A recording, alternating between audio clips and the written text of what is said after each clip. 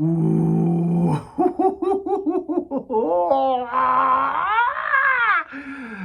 As you can tell, I'm very, very, very excited. What we're looking at now is the Kramer Jersey Star. It's confusing because obviously I first saw this in the 80s, kind of around the slippery when wet era kicked off. And as soon as I saw this guitar back then when I was a young buck,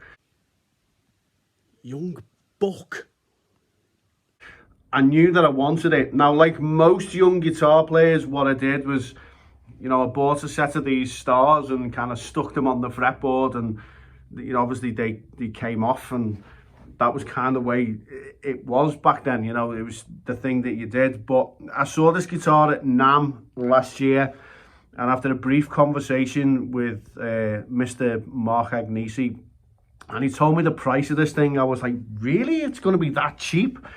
Because obviously it's got to hit a price point, you know what I mean? It's got to be comfortable and nice. So obviously it's got the Floyd Rose 1000 maple neck. It's a weird Kramer shape, which I didn't think I was going to like it and find it comfortable, but for some reason it kind of makes sense.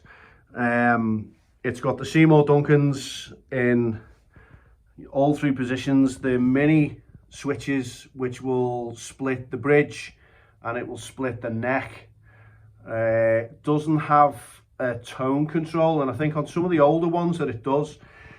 The pickup selector is kind of in a weird position, but I don't know, I kind of like it. It's not troublesome, I can kind of get around.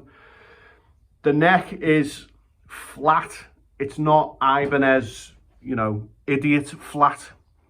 It's got that, what's it called? Is it R2? Yeah, I think it's the R2. R2 lock nut. You can tell that I'm trying to read this while I'm looking at it. And stability-wise, tuner stability-wise, it's really, really good. It's got that hockey stick headstock, which, yes, I've wanged it a couple of times when I've been in the studio, so I've got to kind of really watch what I'm doing.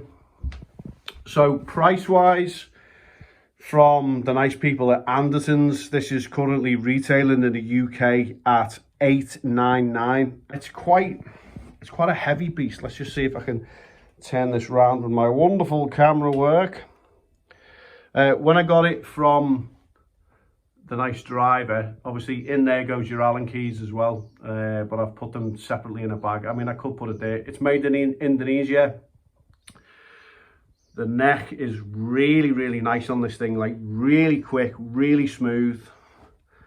I took the back plate off because whenever I get a new guitar that's got a Floyd Rose on it, you constantly kind of adjusting all the time for a couple of days while it settles and it sorts itself out and, gets comfortable in its new home and its new hands. Tuners are good. They don't feel the most expensive, to be honest. They don't feel like really high quality, if you know what I mean. I wouldn't go as far as to say that they feel cheap, but they're definitely not the best feeling. That's all I'll say on that, you know what I mean? So I'll do what I normally do. I will plug it in and, give it a bit of a shit kicking in the Helix.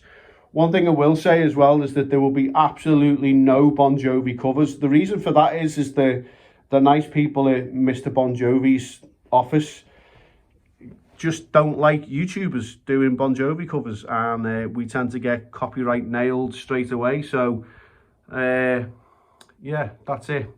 All right, enough chit chat, enough of the bullshit. Let's go and plug it in.